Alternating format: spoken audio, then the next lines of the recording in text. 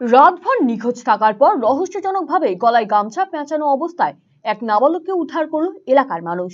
এই ঘটনায় তুমুল চাঞ্চল্য ছড়িয়েছে এলাকা জুড়ে। শনিবার এই ঘটনাটি ঘটেছে রায়গঞ্জ থানার 14 নম্বর কমলাবাড়ি 2 নম্বর গ্রাম পঞ্চায়েতের অন্তর্গত কসবা মহেশ এলাকায়। ওই নাবালকের নাম নিউজ মার্ডি, বয়স 9 বছর। পাশেই বাড়ি তার। বাবা ভিন রাজ্যে কাজ করেন। পরিবার সূত্রে জানা গিয়েছে শুক্রবার সন্ধে থেকে তার কোনো খোঁজ মিলছিল না। ওই দিন তার মাও বাড়িতে ছিলেন না। শনিবার সকাল থেকে শুরু হয় খোঁজাখুঁজি। এরপর নির্মীয়মান একটি ভবনের পাশে অচৈতন্য অবস্থায় পাওয়া যায় তাকে। তড়িঘড়ি তাকে নিয়ে যাওয়া হয় হেমতাবাদ হাসপাতালে। সেখান থেকে স্থানান্তরিত করা হয় রায়গঞ্জ মেডিকেল কলেজ ও হাসপাতালে। বর্তমানে চিকিৎসাধীন ওই শিশু। সে জানিয়েছে শুক্রবার তাকে গলায় গামছা বেঁধে মারধর করার পর 3 তলা থেকে নিচে ফেলে দেওয়া হয়। কে এই অবস্থা করলো তার? শিশুটি জানায় ভান্ডারি। ভান্ডারি। হ্যাঁ, ভান্ডারি। কি হয় তোমারও? কাকা। কাকা হয়? কি ফেলে দিয়েছে? কি করেছিল তোমাকে? গলায় কি করেছিল? গামছা দিয়ে বেঁধেছিল। আর তারপরে? আর বিল্ডিং থেকে ফেলাই দিয়েছিল। কত তলা থেকে? কত উঁচু থেকে? 3 তলা। কিন্তু কে এই ভান্ডারি? জানা যায় ওই এলাকার মেডিকেল কলেজের একটি ভবন তৈরি হচ্ছে। সেখানে যে শ্রমিকরা কাজ করেন তাদের জন্য রান্নার কাজে নিযুক্ত রয়েছে এই ভান্ডারি। স্থানীয় উপপ্রধান দুলাল সরকার জানিয়েছেন এই ভান্ডারির পুরো নাম দিলীপ রায়, বাড়ি কর্ণজোড়ার রায়পাড়া এলাকায়। যে মারছে তার নাম ওই যে ভান্ডারি, তার মানে যারা রান্না করার লোকটা ওকে মারে গলায় গামছা দিয়ে, আমাকে প্রথমে থাপ্পড় মারছে, তারপরে গলায় গামছা দিয়ে প্যাঁচ দিচ্ছে, প্যাঁচ দিয়ে ভাবছে যে মারা গেছে, তখন পাঁচিরটার ওই পারে ফালাই দিছিল ওকে, বুঝলা।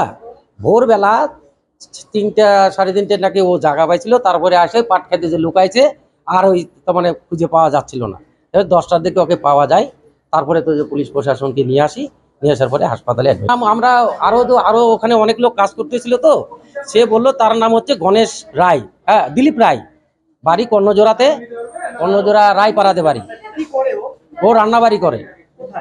ওই আমাদের যে মেডিকেল কলেজ হচ্ছে একটা কসবা মহসাতে, ওই মেডিকেল কলেজে তার মানে তৈরি হচ্ছে নতুন, ওখানে কাজ করে অনেক লেবার কাজ করে, ওদের রান্নাবাড়ি করে ওদেরকে খাওয়ায়।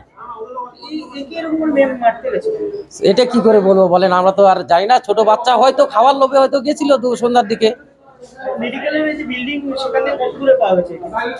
মেডিকেল আশেপাশে, এই পাশেই।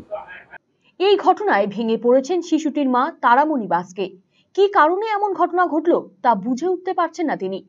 আমি তো বাড়ি ছিলাম না, বাচ্চাটা খবর পাইলাম সকালে, বাড়িতে বলেছিল না, তো ওকে বলে মারা হয়েছে নাকি। আমি সকালে শুনছি খবরটা। হ্যাঁ মেরেছে বলে, গামছা বেঁধে পড়েছিল, বিল্ডিংতেই পড়েছিল। ওখান থেকে মানে ওর পিসি খুঁজতে গেছিল, ওখানে পাইছে, ওখানে কোলে করে বসে। এই ঘটনায় উদ্বেগ প্রকাশ করেছেন কসবা মহেশ প্রাথমিক স্কুলের শিক্ষক রাইহান রেজা। মানে আমরা স্কুলে গিয়ে দেখলাম তো বাচ্চারা বলছে একটা বাচ্চাকে বেঁধে রেখেছে, তো আমরা ভাবতে পারিনি যে আবার আমাদের স্কুলেরই বাচ্চা। কিছুক্ষণ পর খোঁজ পেলাম, তো প্রেয়ার লাইনের পর আমরা যথাযথ যাই, দেখি ও অচেতন হয়ে ওর পিসির কোলে পড়ে আছে আর সবাই ঘিরে ধরে আছে। তো আমরা তাড়াহুড়া করে হসপিটালে আনার ব্যবস্থাই করলাম, আর পুলিশকে খবর দেওয়া হয়েছে। গামছা বাঁধা বেঁধে আমাকে ফেলে দিয়েছে, বস্তায় ভরে রেখেছিল। মানে 3 তলা কি 4 তলা একটা বিল্ডিং হচ্ছে, তো ওই বিল্ডিংয়ে ওরা খেলে। কালকে হাটের দিন ছিল, ওই বিকালের টাইমটা খেলছিল, তারপর থেকেই নাকি ও হারিয়ে গেছে। পুরো ঘটনা তদন্ত শুরু করেছে পুলিশ। মৃন্ময় বসাকের রিপোর্ট, RCTV সংবাদ।